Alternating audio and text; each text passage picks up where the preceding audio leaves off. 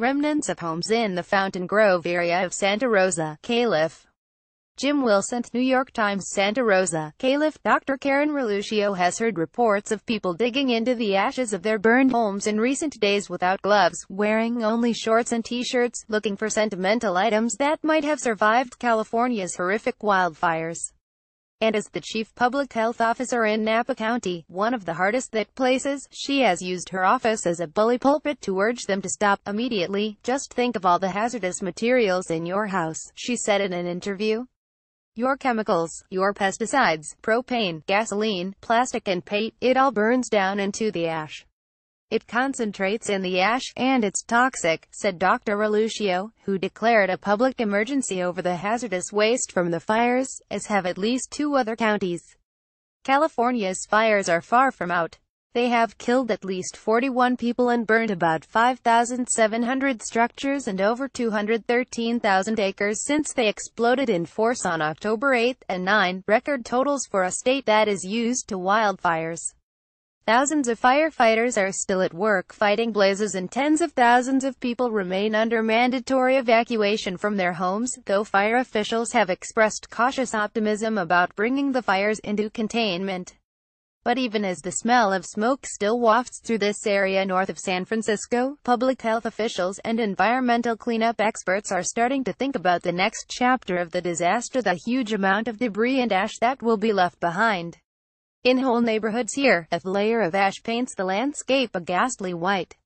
Wind can whip the ash into the air. Rain, when it comes, could wash it into watersheds and streams or onto nearby properties that were not ravaged by fire. And the process of cleaning it all up, which has not even begun, is likely to bring its own thorny set of issues, in the costs, timetables and liability questions, all compounded by scale, in the thousands of properties that must be repaired and restored. In modern times this has got to be an unprecedented event, and a major hazard for the public and for property owners, said Dr. Alan Lockwood, a retired neurologist who has written widely about public health. He said an apt comparison might be the environmental cleanup after the terrorist attacks of September 11, 2001, in New York, as debris and dust swirled through lower Manhattan. National Guard members helped returning residents dig through the debris of their homes in the Larkfield area of Santa Rosa, Calif. Jim WilsonThe, New York Times. As could well happen too in California, Dr. Lockwood said, the health and environmental effects were felt long after the attack, in the chemicals or pollutants workers and responders at the site, and the public at large, may have been exposed to as the cleanup went on. Household building materials are obviously different from the components of a concrete tower. But they pose risks too. Treated wood in a house's frame, for instance, put there to prevent bacteria growth, can contain copper, chromium and arsenic.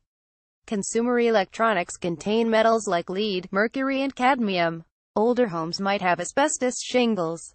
Even galvanized nails are a concern because when they melt they release zinc. All are potentially harmful. It's a completely complex mixed bag of different stuff that's there, said Jeffrey S. Plumley, Associate Director for Environmental Health with the United States Geological Survey. Dr. Plumley led a study after several Southern California wildfires in 2007 that found that ash from burned-out residential areas contained elevated levels of arsenic, antimony and metals including lead, copper and chromium. In most cases the levels were above Federal Environmental Protection Agency guidelines for soil remediation. After a fire in Slave Lake, Alberta, in 2011 that destroyed about 400 homes, the city landfill was found to be leaching toxins after fire debris was deposited there. In California, the road ahead to cleanup and the safe return to properties will probably not be smooth or fast, public health officials and cleanup experts said. The sheer number of communities affected and properties destroyed creates a greater challenge than any the state has faced in recent history. Local and state agencies, focused on active fires, have not yet sorted out who will take the leadership roles. Even determining how severely lands are affected and the estimated costs of remediation lay ahead in the weeks and months to come.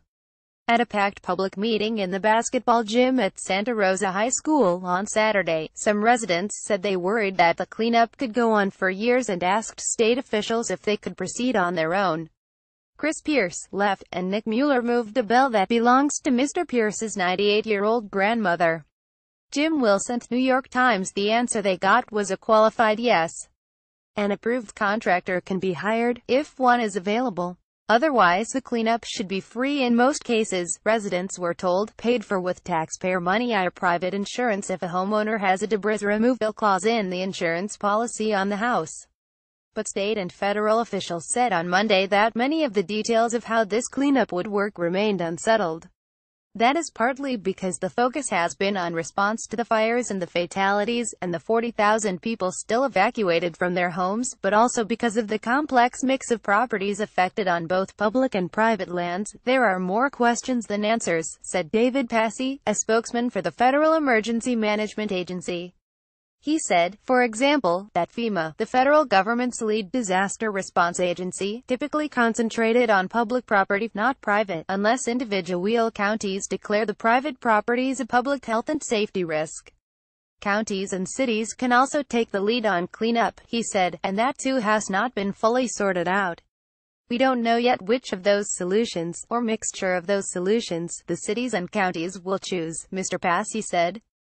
Mark Oldfield, a spokesman for the California Department of Resources Recycling and Recovery, which administers state-managed waste handling and recycling programs, said a typical situation for cleanup would include a kind of triage, with the most hazardous materials as a site handled first, typically by the California Department of Toxic Substances Control. That agency would evaluate and remove hazardous debris, which can range from asbestos siding or pipe insulation to paints, batteries, flammable liquids and electronic waste like computers and monitors. After that, contractors under Cal Recycle's auspices could focus on remaining debris removal for recycling metals and concrete or disposal ash and contaminated soil, Mr. Oldfield said. Then the land could be prepared for potential rebuilding. But, he added, with fires still active in many areas, there is not yet a timetable for cleanup efforts to begin. Dr. Relucio, Napa County's public health director, said that, in the meantime, people who go back to their properties should protect their eyes, lungs and skin, with long sleeves and pants, boots, glasses, and a good quality N95 rated mask available in most hardware stores. Dr. Lockwood said a secondary caution for anyone entering a burned site is human idiosyncrasy, in the things people store in garages, use in their hobbies or just never got around to throwing away. One never knows what people have stashed in their homes, he said. Henry Fountain contributed reporting from New York.